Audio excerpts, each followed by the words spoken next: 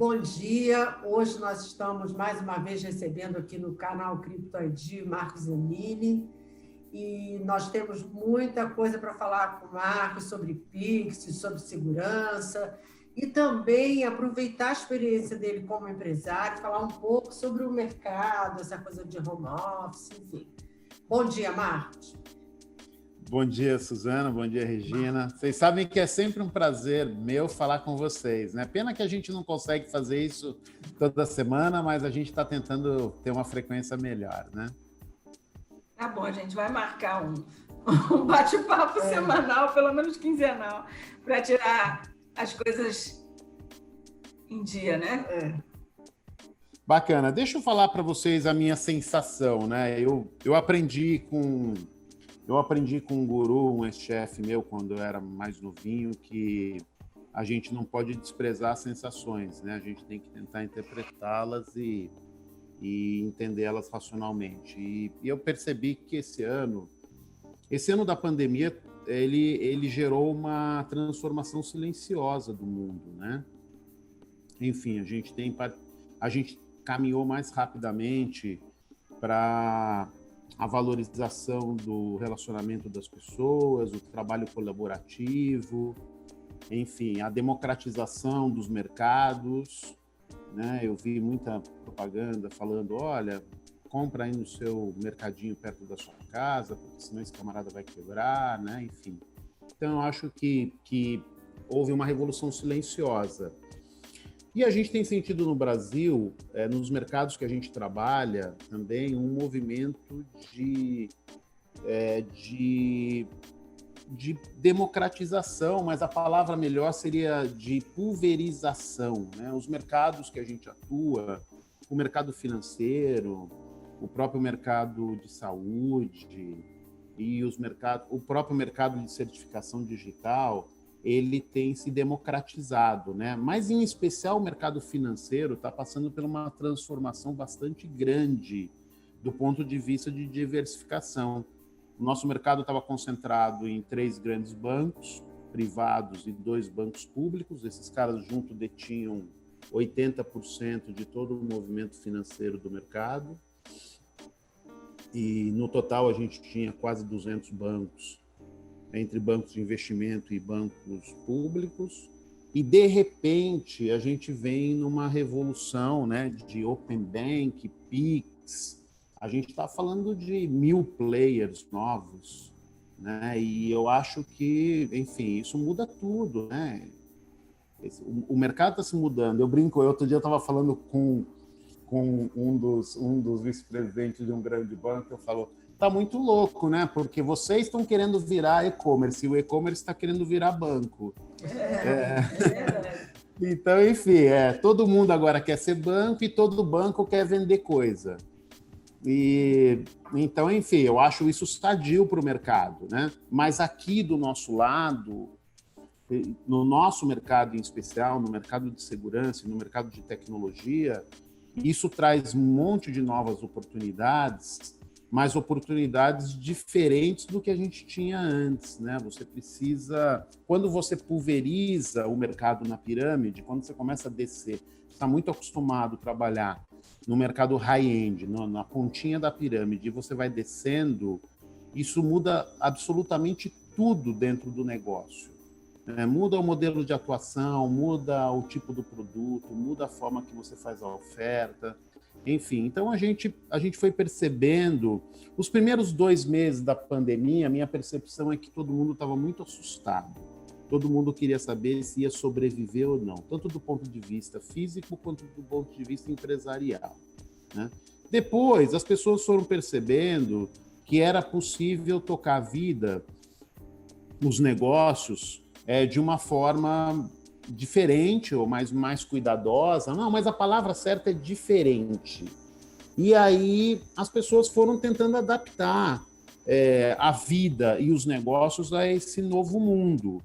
E nós aqui também, né? Então a gente percebeu que precisava achar outras formas de fazer negócio. O nosso negócio estava muito concentrado, como eu disse, nesses clientes grandes, num modelo de venda de soluções de criptografia, identidade digital, no modelo físico, né, de entregar um equipamento para o cliente, de instalar isso lá nas dependências dele.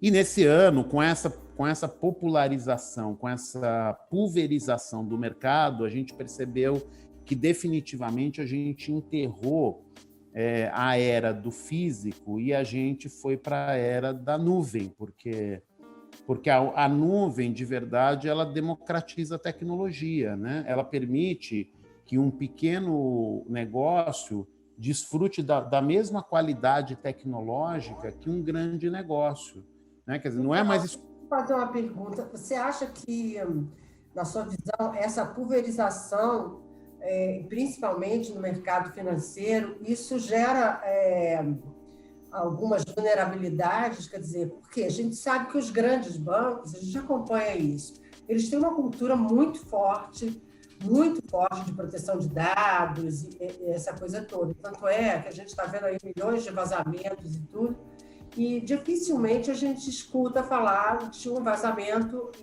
no mercado financeiro, nesses bancos tradicionais.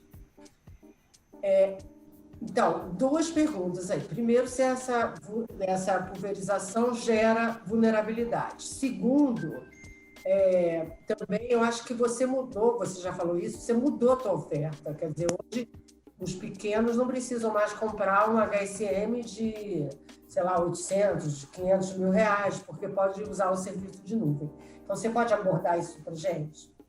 Tá bom, vamos lá. Tua pergunta é muito ampla. Deixa eu começar do comecinho dela, tá? O comecinho dela é o seguinte: a palavra aumento de vulnerabilidade, não sei se ela é a mais adequada, mas eu diria para você que a pulverização do mercado aumenta o risco. Claro, né? Se você aumenta os players, você aumenta o risco. E é verdade, os bancos tradicionais, a cultura financeira tradicional, ela cuidava da segurança como um pilar importante do negócio. E o negócio pagava o custo disso. O que eu acho é que a hora que você pulveriza o mercado, você vai ter perfis diferentes de crença, de segurança, e você também vai ter capacidade diferente de investimento.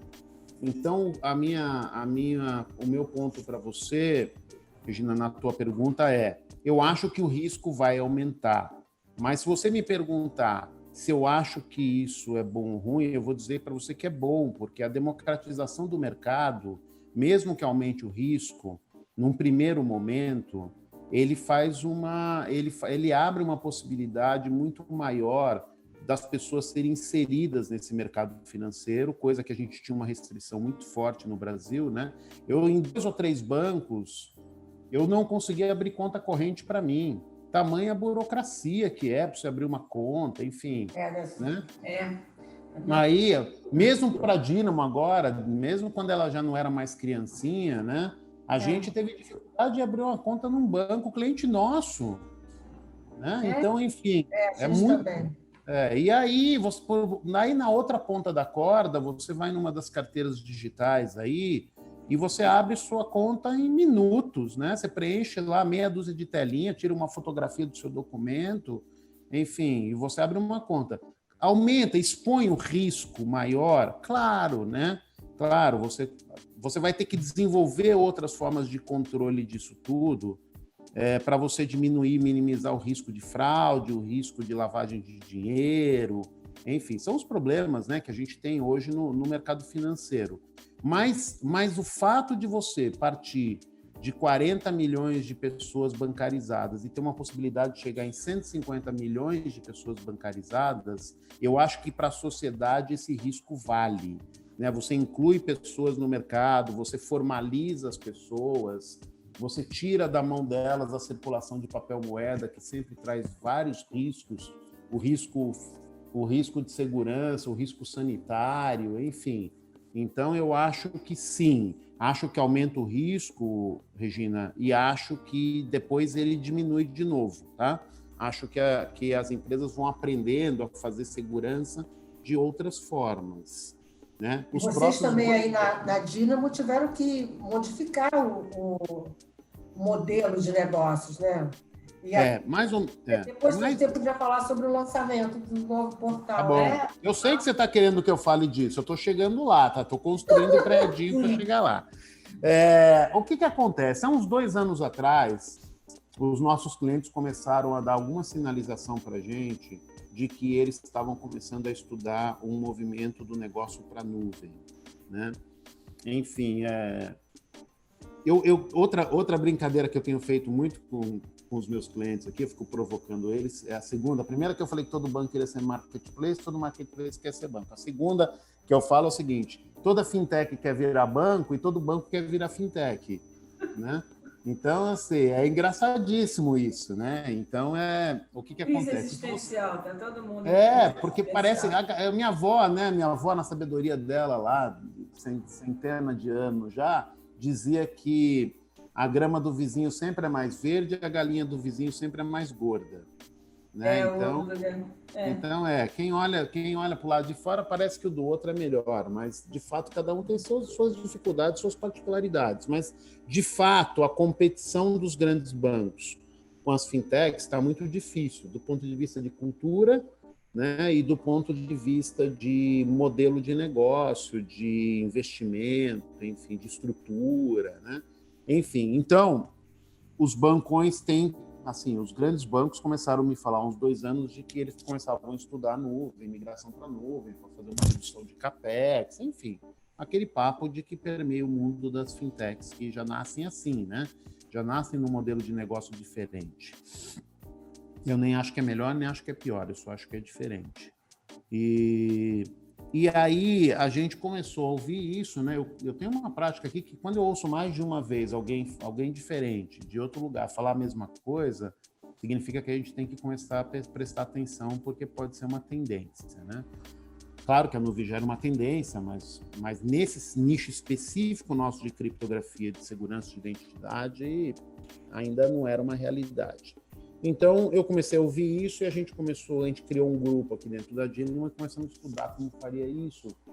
E isso é uma revolução no mundo de HSM, porque os HSMs não foram construídos para funcionar no conceito de nuvem que existe hoje. Aí aqui vale um parênteses. HSM nuvem não significa eu pegar o HSM e botar num rack no data center e mandar meu cliente usar lá. Não é isso que ele está falando. Isso ele mesmo faz. Né? Aliás, tem metade dos grandes bancos aí que não tem data center próprio, aluga espaço no data center e bota lá uma área dele. Não é isso. O que o cliente estava querendo dizer em nuvem é o seguinte: eu quero consumir os HSMs transacionalmente. Ou seja, eu quero pagar por consumo. Mas pagar por consumo em soluções diferentes. Por exemplo, eu tenho clientes que fazem transação de Pix comigo. Esse cara faz 1 milhão de transações por mês e o tamanho do arquivinho do Pix é desse tamanhinho aqui, ó. Então, eu tenho que bilhetar esse cara pela quantidade de transações que ele faz. Se ele fizer 1, eu cobro 1, se ele fizer 100, eu cobro 100, se ele fizer 1 milhão, eu cobro 1 milhão. E à medida que ele vai aumentando a quantidade de transações, eu vou diminuindo o preço dele por transação. Ele quer pagar desse jeito, ele quer que no final do mês eu mando uma fatura para ele, igual ele recebe do celular, da conta de luz, né? Ele quer receber uma fatura de uso. Mas tem aquele meu cliente que quer fazer assinaturas de contratos digitais com um certificado digital dele guardado na minha nuvem. Né? E isso tem uma particularidade. Quantos contratos ele vai assinar no mês? Outro, qual é o tamanho do contrato? Porque agora o contrato de 100 páginas vai lá para dentro do meu data center, da minha infraestrutura.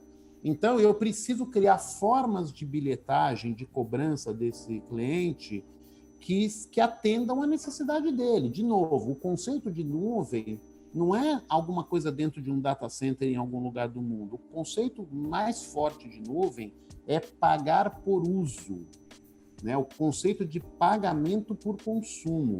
E nenhum equipamento no mundo dos HSM estavam e nem está pronto para isso. Eles não foram concebidos para fazer bilhetagem. Então, criamos uma comissão aqui e, como toda empresa de tecnologia, Aliás, eu acho que o ramo de tecnologia, o maior desafio... Seu microfone, você está abafando o microfone. Tá. O maior desafio do ramo de tecnologia é investir numa coisa que você não sabe ainda se lá na frente vai ser isso ou não, né? Aliás, toda vez que um fundo de investimento financeiro entra numa empresa de tecnologia, a chance dela morrer é muito grande, porque esses caras são financeiros, eles querem que você faça um business plan, que você tenha fundamentação que aquilo vai acontecer, e em tecnologia é fé. Você tem que acreditar num caminho e apostar nele. Aliás, você não aposta num caminho só, você aposta em 2 ou 3 ou 4 ou 5, porque certamente 4 vão dar errado e um vai dar certo, né? E aquele que vai dar certo é o que vai sustentar o mundo. Os americanos são craques nisso, né? Eu conversei uma vez com um cara de fundo americano, ele falava assim, quando uma empresa vem aqui pedir dinheiro para mim fazer um projeto, se eu acho que tem algum sentido o que o cara está falando, se ele acredita naquilo, eu dou o dinheiro para ele. E falo para ele assim, olha só, deixa eu te falar uma coisa, se não der certo e você quebrar, vem aqui com outra ideia que eu te financio de novo. Exatamente. Né? E aí, o que acontece é que os caras são donos de uma Google, de uma Amazon, de um Facebook, tá certo? É porque eles fazem isso, quer dizer, quantos milhares deram errado para um cara desse dar certo? Né? Mas, enfim, então a gente acreditou que esse movimento de nuvem, ele era certo, mas a gente quis construir ele da forma correta. Enquanto meus concorrentes, né, e aí vou falar da Amazon ou da Microsoft, né, quando esses caras começaram a oferecer HSM em nuvem, bilhetando o cliente, cobrando do cliente por hora de uso de HSM, então hoje quando eu compro um HSM lá num desses players, eu pago por hora, mas por hora de HSM ligado, não hora de HSM consumido, porque é o único jeito que os HSMs permitem ser bilhetados, né? Eu sei quanto tempo ele ficou ligado. Então, por exemplo, você pega uma oferta que nem o Pix, aonde você não sabe que hora o seu cliente vai transacionar. Ele pode transacionar sábado, 3 horas da manhã, ele pode transacionar segunda-feira, 7 horas da manhã, enfim, você não sabe. Então, você é obrigado a deixar o HSM ligado 24 horas por dia, 7 dias por semana. E você vai pagar por esse custo, independente de usar ou não. Então, quando um cliente meu hoje bota a infraestrutura dele de Pix num desses players, o que acontece é que ele gasta um valor fixo de 20 e poucos mil reais por mês, porque ele precisa deixar a máquina ligado. Quando ele vem, aí eu não queria isso, eu acho que esse não é o conceito de nuvem. O conceito de nuvem é o cara pagar pelo uso. Então, a gente construiu uma plataforma aqui, aonde nós redesenhamos praticamente todo o software, tirando a caixa do HSM, que é uma coisa física, todo o software do HSM foi reconstruído para permitir que fosse feita uma bilhetagem por tipo de uso. Então, um cliente, quando ele usa a minha infraestrutura de nuvem hoje para fazer Pix, eu dou um extrato para ele de exatamente quantas transações ele fez comigo. Se ele fizer 85 transações, ele vai pagar 85, independente da máquina ter ficado disponível para ele 24 horas por dia. Então, esse conceito foi muito novo, a minha equipe técnica, a gente teve que separar uma equipe técnica aqui para trabalhar nisso, ela redesenhou praticamente o produto enquanto o avião estava voando, né? A gente não parou, quer dizer, de novo, não tem dinheiro no Brasil sobrando para a gente parar a companhia e falar, eu volto daqui 2 anos, tá? A gente não fez isso não, enquanto a gente estava com o avião voando, a gente foi construindo um avião novo dentro, né? E depois a gente teve a felicidade de, no final, enquanto foi em setembro, a gente começou a fazer um piloto dessa plataforma, a gente chama isso de Dynamo Super Cloud. A Dynamo Super Cloud a gente colocou no ar em setembro, em beta teste, selecionamos alguns clientes para que eles começassem a consumir isso, né? Ver se a bilhetagem estava ok, se ele conseguia fazer uma gestão, ele ganha um painel de controle, né? Ele tem todos uns reloginhos lá que mostra quantas transações ele fez de uma coisa, de outra, quais são os usuários que ele está lá, se ele usa certificado ou uma chave qualquer, quantas chaves ele tem, enfim, é um negócio bem bonitinho, bem bacana, bem profissional mesmo. E aí, quando a gente passou 3 meses, a gente viu que esse negócio estava legal, estava funcionando bem nesses beta testes, e a gente decidiu lançar para o mercado. Então, agora em janeiro, a gente oficializou o lançamento. A gente tem 2 conceitos da Super Cloud. A gente tem a Super Cloud pública e a Super Cloud privada. O que significa isso, Regina e Suzana? A SuperCloud pública é um HSM onde é uma infraestrutura de criptografia que pode ser compartilhada fisicamente. Uma máquina que está lá na infraestrutura, ela é compartilhada entre vários clientes, embora um não tenha acesso nenhum à informação do outro. Os HSM são virtualizados. Imagine que numa máquina física eu consigo virtualizar lá 100, 50 HSMs e tem um cliente usando cada um daqueles HSMs, né? O limite de uso é a capacidade de throughput. Então, eu vou aumentando a quantidade de máquinas lá no data center e vou aumentando a capacidade de processamento. Mas tem cliente que diz que não, embora ele queira ser biletado por transação e ele queira estar em nuvem, ele quer um equipamento exclusivo de uso dele. A gente tem essa modalidade também, ou por legislação, por exemplo, vamos pegar um exemplo, não tenho nenhum caso desse, não, mas uma autoridade certificadora, né? Pela regulamentação, ela não pode compartilhar o HSM com a outra. Então, esse cara estaria numa nuvem privada, quer dizer, ele tem um equipamento de uso exclusivo dele, embora ele seja bilhetado por transação, tá?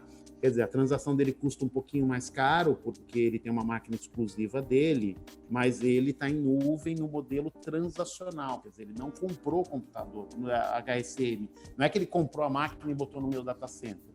Essa é uma forma de bilhetagem 100% transacional.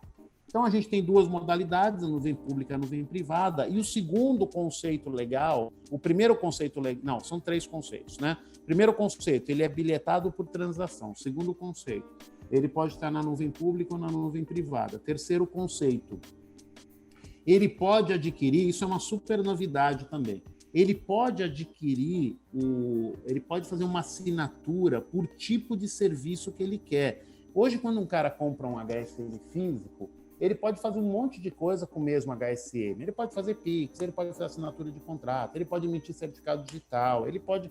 O HSM é multifacetado, ele tem uma série de características de uso, né?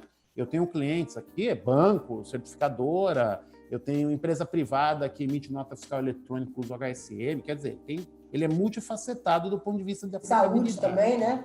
Saúde, assinatura de prontuário eletrônico, enfim, boa. Então, o que acontece? O cara compra um ônibus, muitas vezes, para levar um passageiro só, né? Então, isso, às vezes, é um desperdício. Quer dizer, não precisa disso, né? O cara não precisa de um carro desse tamanho se ele vai andar sozinho. Então, o que a gente fez também no terceiro conceito da SuperCloud é que ela pode ser contratada por tipo de aplicação que você vai usar. O cara fala assim, olha, eu acho que eu vou fazer aí, sei lá, eu vou usar ele para Pix, ou vou usar ele para OTP, geração de token, ou eu vou usar ele para geração de certificado de uma C privada. E aí, cada uma dessas funcionalidades tem seu modelo de bilhetagem exclusivo, né? Quer dizer, tem coisa que é mais barata, tem coisa que é mais cara, tudo em função do consumo que é feito do equipamento e do ambiente e da infraestrutura.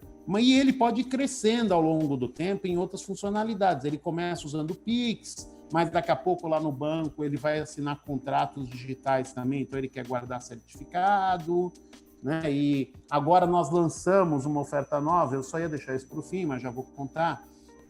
Nós lançamos uma oferta nova ligada à LGPD, que é uma oferta de anonimização de dados, né? Quando eu falo que a gente lança uma oferta nova, isso também é uma coisa que a Dynamo tem de característica própria, né? Aliás, tem uma frase ótima do Jeff Bezos, que ele fala o seguinte, né? Se você não quiser ser criticado, nunca tente fazer nada novo. Então, a gente aqui na Dynamo, às vezes é criticado, mas porque a gente faz muita coisa nova. Uma das coisas novas nós somos o primeiro a embutir dentro do HSM os protocolos de assinatura do SPB. Então, quando um cliente compra um HSM nosso, ele não precisa ter uma infraestrutura de servidores que transformam a mensagem do SPB no padrão que os HSMs entendem. A gente já tem isso dentro do próprio HSM. Isso melhora muito a performance e tira a infraestrutura de servidores da fazenda do meu cliente. O Pix, a gente fez a mesma coisa. Nós somos o único fabricante de HSM que embutiu a assinatura do Pix dentro do HSM. Todos os meus concorrentes, fazem assinatura fora do HSM. O resultado disso é que a minha performance é muito maior do que a deles, porque eu faço isso dentro da máquina. E agora, então, a gente criou também um módulo de anonimização do Pix. Então, via API, por exemplo, se o cara tem um RP, ou um CRM, ou um software para guardar informações personalizadas das pessoas, de cartão de crédito, ou alguma informação de saúde, ele consegue fazer uma chamada de API da minha SuperCloud e anonimizar as informações. Então, eu vou lá e protejo. E anonimização é um nome bonito para dizer que eu criptografo parte daquela informação, né? Então, eu posso criptografar parte do seu nome, Regina, parte do CPF da Suzana, parte do número de cartão de crédito. Então, independente do software que o cara tiver na empresa dele, ele não precisa desenvolver nada. Ele faz uma chamadinha da minha API de SuperCloud e já ele manda a informação para mim, eu anonimizo e mando de volta para ele. Tá? E depois eu vou até abrir um parênteses. Ontem a gente publicou uma matéria sobre a caderneta eletrônica de vacinação do Brasil. A gente está muito atento a esse tema, a gente já está acompanhando o que está acontecendo lá na Índia desde outubro, e agora também tem um movimento europeu para uma carteira única europeia e tal. E agora o Brasil também está falando sobre isso, né? Já foi aprovado no Senado, agora hoje mesmo, né? Dia 11, então está indo agora para a Câmara dos Deputados para votar.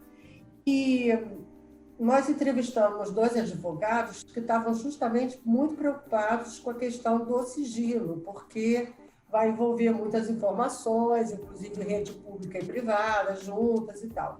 Agora, com essa solução de anonimização, e tudo no HSM, com alta performance de assinatura, resolve a questão, né, esse caso, por exemplo, porque você vai ter uma informação valiosíssima concentrada lá no SUS, de quantas pessoas foram vacinadas e tudo, e com os dados anonimizados, né? Quer dizer, isso vai poder servir para estudos, uma série de coisas, sem chegar na mão dos laboratórios, seguradoras, etc. Né? Eu acho que sim. E o que acontece? A gente está vivendo uma rápida e forte digitalização de tudo, porque não tem alternativa, né? De novo, a gente teve que ficar dentro de casa e o único jeito da vida continuar era digitalizando o mundo. Então, a gente está vivendo uma forte digitalização. As empresas gostaram muito disso porque o custo baixou em alguns casos, então juntou a fome com a vontade de comer. Mas aí a gente agora está esbarrando nos padrões e nos critérios de segurança, né? Então, a anonimização, eu acho que é fundamental. Quer dizer, o Snowden já falou lá atrás, né? Na época dele lá, que quando tudo o resto em segurança falhasse, só ia sobrar a criptografia, né? E nós estamos chegando nesse ponto, é verdade, né? Os vazamentos que a gente vê na manchete do jornal todo dia comprovam isso, mas isso não vai diminuir, isso só vai aumentar, porque, enfim, as bases de dados, de um modo geral, com informações das pessoas, e elas estão aí, né? Quer dizer, estão cada dia mais na nuvem. E a gente precisa fazer proteção. Então, acho que a anonimização, o nome bonito da criptografia, ela veio para ficar, e a gente, acreditando nisso, a gente lançou isso na nuvem.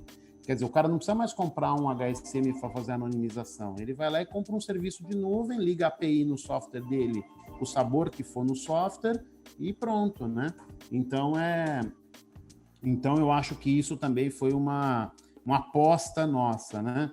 A gente vai ficando mais experiente, a gente vai apostando em coisas que a gente acha que tem menor risco, né? A experiência vai te dando essa visão. Não significa que a gente não erra, porque ninguém é dono da verdade, mas a gente tem apostado nas coisas, nas tendências que nós estamos enxergando. E eu vou te falar mais uma tendência. Nós estamos vendo todos os dias vazamento de dados. Todos os dias está na manchete do jornal. Mas a hora que a gente resolver esse problema, o segundo problema vai ser o vazamento das identidades. Porque o que acontece é o seguinte, a sua segurança ela é tão forte quanto o seu elo mais fraco. Esse é o princípio da segurança, tá certo? O elo mais fraco hoje é você atacar a base de dados e já trazer as informações. Quando essas informações estiverem encriptadas, o ataque vai ser nas identidades, né? Quer dizer, eu vou ter que me passar pela Suzana, vou ter que me passar pela Regina para conseguir ter acesso à informação dela. Então, a gente vai perceber que fazer a proteção da identidade de cada um, da identidade digital de cada um, independente de qual ela for, digital, biometria, senha, certificado, a gente vai inventar mais umas 1000 aí. Não interessa, no final da linha, aquilo é uma identificação sua que está guardada numa base de dados para fazer o confronto entre o que você entrou na hora e o outro lado da corda. E se a gente não criar um conceito forte de proteção disso, é óbvio que é muito mais fácil atacar uma base onde tem 1 milhão de identidades digitais do que ficar hackeando o celular de cada pessoa para pegar a identidade dele, é óbvio, né? Então, eu acho que a gente está numa crescente muito forte, Regina, de identidade digital segura e criptografia de dados. Use-se o nome que quiser, anonimização, mascaramento, enfim, a gente tem que traduzir, às vezes, as coisas para a linguagem que o mercado entende, né? Mas a nossa crença aqui, a nossa fé, é de que essas duas verticais de segurança vão dominar o mundo nos próximos 10, 20 anos.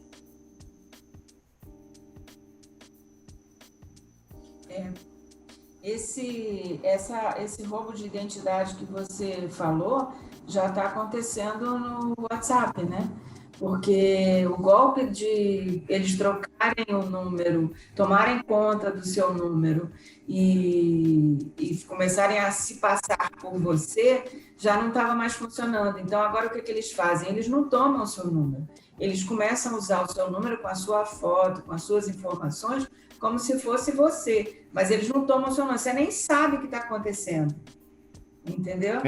Eu sei, eu tenho acompanhado e eu tenho vários conhecidos que já sofreram isso. Então, são padrões novos, né? Os caras têm o dia inteiro para pensar nisso e a gente tem o dia inteiro para pensar como combater nisso e é assim que funciona a vida.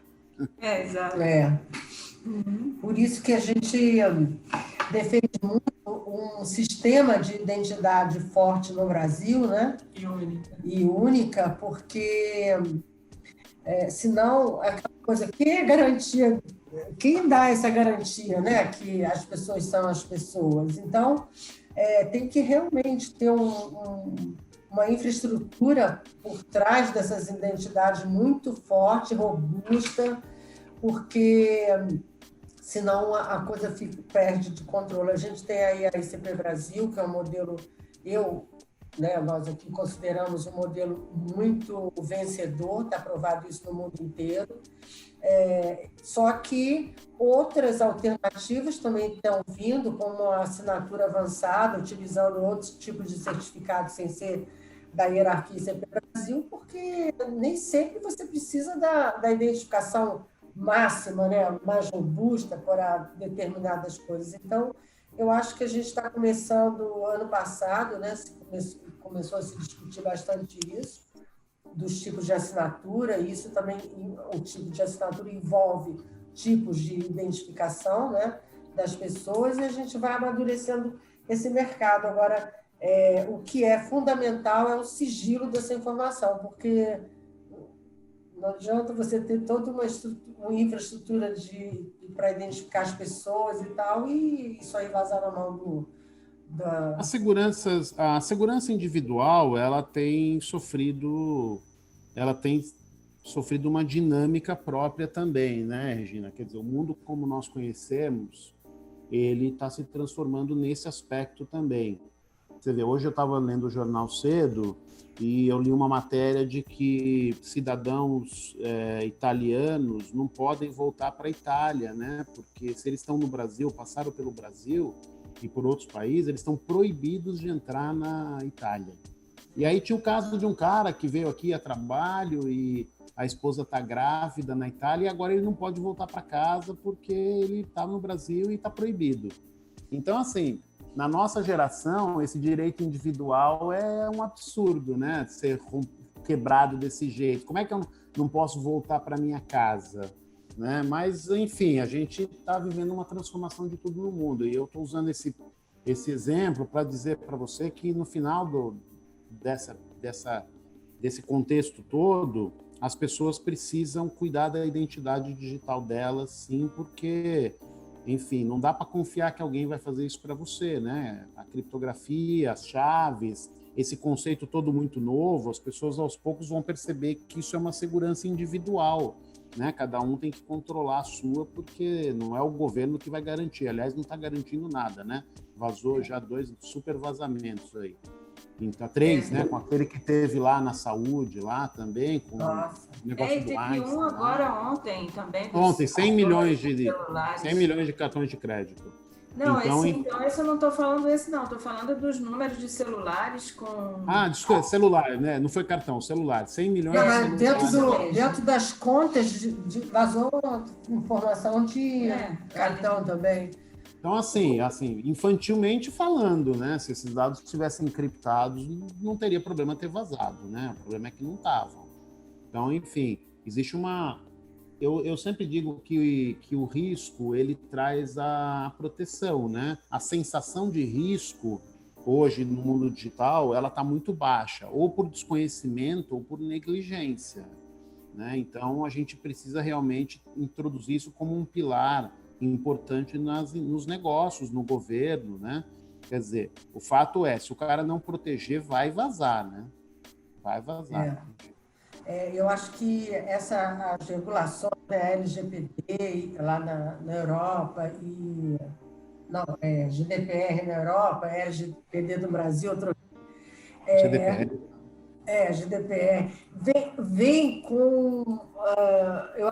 eu vejo isso com muito bons olhos. As multas têm que ser realmente muito pesadas, porque as empresas precisam se responsabilizar pelas informações das pessoas. Não é possível isso, né? O Analytics que é feito hoje, Regina, com todos nós, né, em tudo que a gente faz, a hora que você começa a navegar na internet, você vai no posto de gasolina, depois você passa no supermercado, você entra no shopping, esse Analytics todos que as grandes empresas estão fazendo com informações nossas, ela vai traçando um perfil muito perigoso, na minha opinião, né, em relação ao direito de liberdade de cada um, né? Quer dizer, o cara sabe mais sobre os nossos hábitos e as nossas rotinas do que nós mesmos. Exatamente. Então, isso precisa ter uma regulação, é óbvio, né? Não tenho a menor dúvida. Então, esses grandes, as grandes redes sociais da vida, os grandes messages da vida, esses caras estão com um poder quase que absoluto, né? Mundial. Então, eu acho que sim, a regulação veio bem, mas agora a gente precisa fazer questão de aprovar. O último comentário que eu tenho disso é o seguinte, eu tenho um contrato, contratei um serviço de uma desses grandes caras de informações aí do nosso mercado brasileiro, e o cara, ele mudou a política dele de acesso à informação, então ele queria que eu desse um aceite na política nova dele lá, e eu fui ler a política, né? Na app lá, quando eu fui entrar, ele mandou dar o aceite e não deixava eu prosseguir se eu não desse aceite. E eu fui ler a política. Aliás, isso é ilegal, né? Você sabe que ele não pode fazer isso, ele não pode vincular o aceite a você usar a ferramenta. Se ele fizer isso, a lei pune isso aí. Ela tem que dar a opção de você poder usar dando aceite ou não dando aceite. É um direito seu. Mas eu fui ler a política, é ampla, total e restrita o uso da minha informação por ele e por qualquer parceiro dele que ele quiser vender a informação. Então, enfim, as pessoas, nós todos cidadãos, estamos submetidos a um mundo que, se a gente não tiver leis que controlem isso, a gente vai ser totalmente controlado. Você não acha, por exemplo, no caso desse tipo de legislação, que a gente vê muito isso nos contratos, né, de contratos civis, onde, quando uma das partes é muito leonina contra a outra, ele perde a validade. Perde a validade. Então, eu não sou advogada nem nada, apesar da gente conviver muito com advogado, Mas eu acredito que, com o passar do tempo, esse tipo de contrato aí não vai valer. Eu acho entendeu? que, assim, esses contratos dessa forma que são feitos, eles são muito mais... eu não acredito que seja nem de uma forma... mais para se precaver do que... É óbvio que você também tem que se preocupar com a precaução do outro não ser excessiva a ponto de te prejudicar. Mas é muito mais pelo fato da nossa legislação ainda ser tão rasa que ela não prevê as coisas da forma correta. Então, todo mundo... para eu me precaver, eu quero a máxima proteção possível. Eu acho o seguinte, Suzana, eu acho que sim, mas eu acho que os chineses dizem que até a maior das caminhadas começa com um pé na frente do outro, né? Óbvio. Eu também acho, assim, num país como o nosso, onde o cara não tem acesso à saúde, à alimentação, a uma renda mínima decente, você falar da proteção de dados está lá embaixo na fila, né? A última prioridade. Mas eu acho que começa, né? Quer dizer, a gente começa a discutir o assunto, acho que é sadio. É fácil falar em preservação ambiental na Dinamarca, né? Mas falar isso nas zonas onde o cara passa fome é mais difícil. Mas eu acho que tem que começar a discutir o assunto. Eu concordo com você, quer dizer, esse contrato, esse tipo de coisa que você falou, Regina, os advogados, os juízes chamam de contrato de adesão. Você assina um contrato padrão, com cláusula leonina, chega lá em juízo, o juiz desconsidera aquilo, porque ele diz, isso era um contrato de adesão, ou você assinava ou você não assinava, não tinha como negociar a cláusula. Então, aqui, perante a lei, isso não tem valor jurídico, porque ele infringe o direito do outro, né? Ele foi leonino. Então, eu concordo, vai ter muita briga na justiça, esse negócio. E como a Suzana falou, do outro lado da corda, o cara paga os advogados dele para tentar proteger ele no máximo, né? Então, e o advogado sabe como é que é, né? Ele vai escrevendo lá. Então, enfim... Ele vai colocando, ele está defendendo um lado, então ele vai colocando mas eu sou um otimista, viu, Regina e Suzana? Eu acho que a gente está caminhando numa direção legal. Se levar 10 anos, 20, não tem problema, né? É importante a gente começar. Vai sim, mas é o tal negócio. É a mesma coisa do que a avó da gente falava. É melhor prevenir do que remediar. Então, é melhor cuidar dos seus dados como deve, entendeu? Do que ficar tentando judicialmente para fazer uma economia de investimento em tecnologia. A verdade é essa. Claro. Ficar usando subterfúgios de contratos e essa coisa toda. Então, essa conta vai chegar, entendeu? Essa conta vai chegar, assim como usar credenciais fracas para assinatura de contrato, essa coisa toda. O que vai lá na frente? Você pode estar submetido a ter uma perícia, a ter uma coisa arrastada. Muito mais difícil, claro. É a falta de investimento em tecnologia. Eu acho que, com o passar do tempo, isso não vem agora. Eu acho que, com o passar do tempo, vai se chegar a essa conclusão, sabe? Que é melhor realmente fazer o investimento do que você estar criando passivos infinitos para a sua empresa. E eu gostei de uma coisa que você falou lá atrás, que nós estamos caminhando para um mundo onde a criptografia e a identificação digital vão ser fundamentais. E eu gostei porque é o nome do nosso portal, né? Crypto ID, que é criptografia e identificação digital, que é o que a gente fala há tanto tempo. Essas duas coisas vão ser a infraestrutura de segurança do mundo do futuro. Sem esses dois pilares, não vai ter segurança. Não vai ter, porque esquece, não dá mais para voltar para o mundo físico, não. O mundo eletrônico está aí, já não é mais o mundo físico ou eletrônico, o mundo é eletrônico, né? Zanira, adoramos falar com você. Infelizmente, temos que desligar, porque senão as pessoas também ficam muito tempo e aí não assistem até o final. Mas o importante é que esse bate-papo, eu acho que é muito mais do que só falar do mercado, mas é abrir a cabeça, né? Não é mais uma entrevista, isso aqui é um bate-papo com o Zanini. Bacana, também gostei, eu acho, enfim, é bom a gente trocar ideia, né? Não existe verdade absoluta e as verdades agora duram 3 meses, né? Depois já é outra verdade.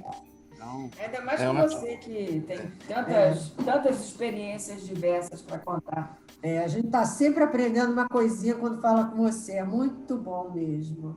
Obrigado, mas é troca. Vamos marcar a próxima, né? Vamos, já. Tá bom. Na próxima eu vou ter uma novidade para vocês que a gente está no forno. Mas você não cansa de ter novidade? Então, essa novidade de hoje, na última entrevista, você falou. Nós ficamos loucas para saber, né?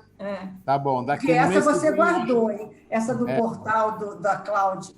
Você tinha guardado as 7 chaves, criptografia. Guardei. A gente precisava ter certeza de que isso tudo ia se comportar direitinho, como a gente queria, enfim.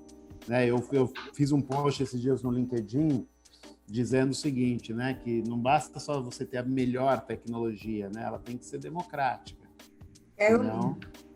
Senão não faz sentido, né? Nós temos que... Eu acho que as empresas são movidas por 2 coisas, pelo menos eu sou movido por 2 coisas, né? Primeiro, você precisa ter um propósito, né? O nosso propósito é levar a segurança digital para todo mundo, democratizá-la. Então, a gente sempre procura jeito de fazer aqui. Né? Os grandes bancos já são meus clientes, eles já têm o melhor. Eu queria levar o melhor para quem é pequenininho lá na esquina também, né?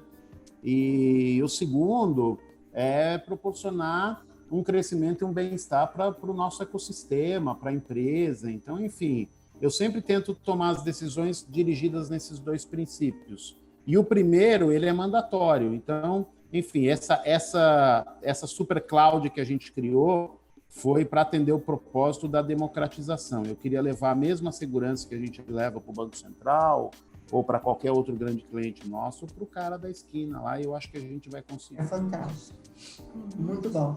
Então, legal. Olha, até a próxima, tá? Valeu, obrigado. Beijo, gente. Tchau. Tchau.